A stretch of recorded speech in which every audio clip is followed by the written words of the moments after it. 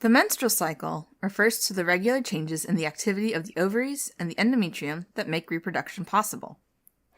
The endometrium is the layer of tissue lining the inside of the uterus. This lining consists of a functional layer, which is subject to hormonal changes and is shed during menstruation, and a thin basal layer, which feeds the overlying functional layer. The menstrual cycle actually consists of two interconnected and synchronized processes: the ovarian cycle, which centers on the development of the ovarian follicles and ovulation, and the uterine or endometrial cycle, which centers on the way in which the functional endometrium thickens and sheds in response to ovarian activity.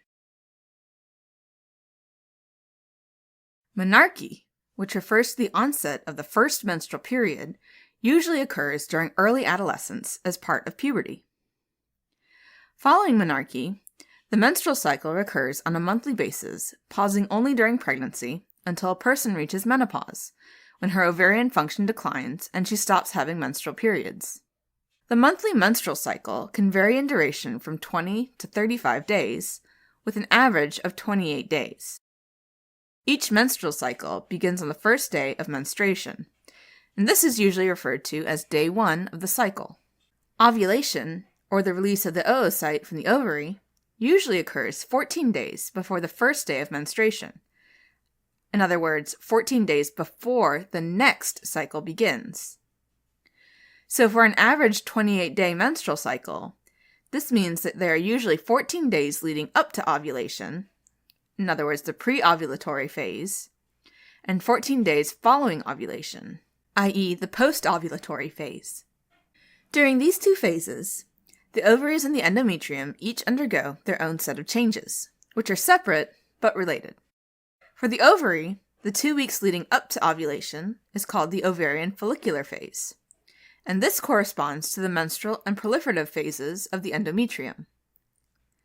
Similarly, the 2 weeks following ovulation is referred to as the ovarian luteal phase, which also corresponds to the secretory phase of the endometrium. So let's first focus on the pre-ovulatory period, starting with the ovarian follicular phase. This phase starts on the first day of menstruation and represents weeks 1 and 2 of a 4-week cycle. The whole menstrual cycle is controlled by the hypothalamus and the pituitary gland, which are like the masterminds of reproduction.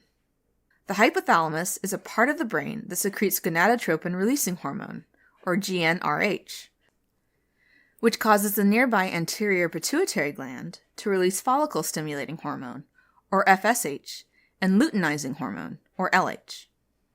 Before puberty, gonadotropin-releasing hormone is released at a steady rate. But once puberty hits, gonadotropin-releasing hormone is released in pulses, sometimes more and sometimes less.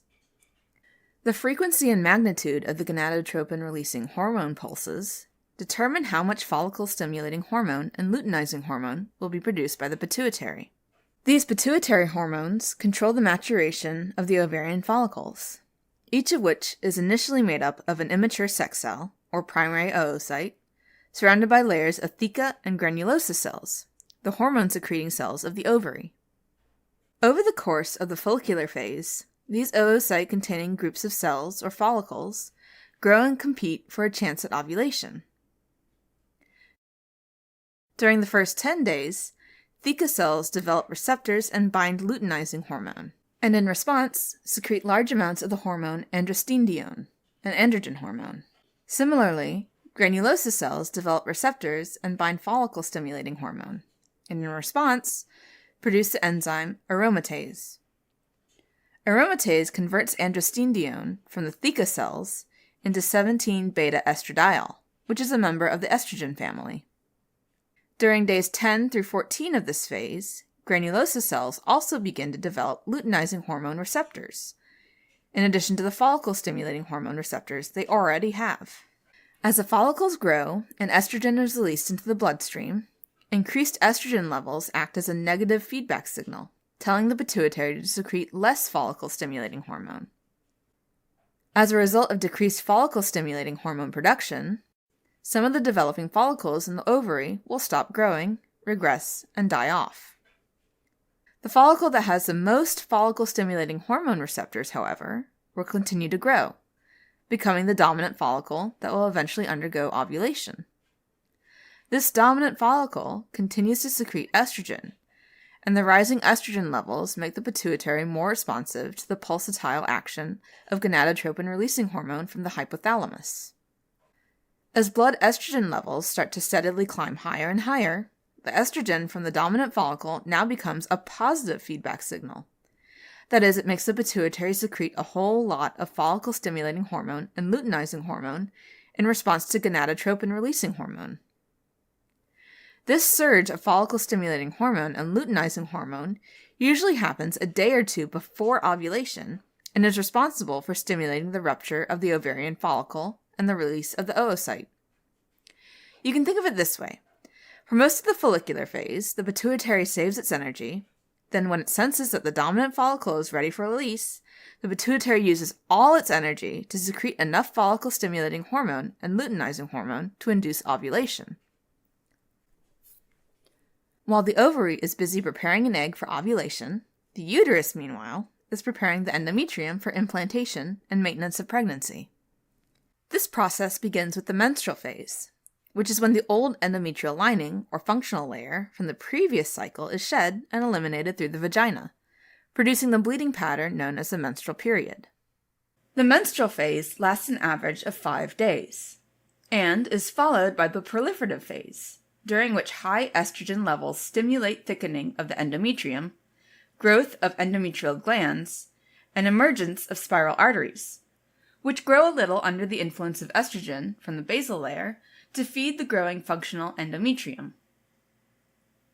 Rising estrogen levels also help change the consistency of the cervical mucus, making it more hospitable to incoming sperm.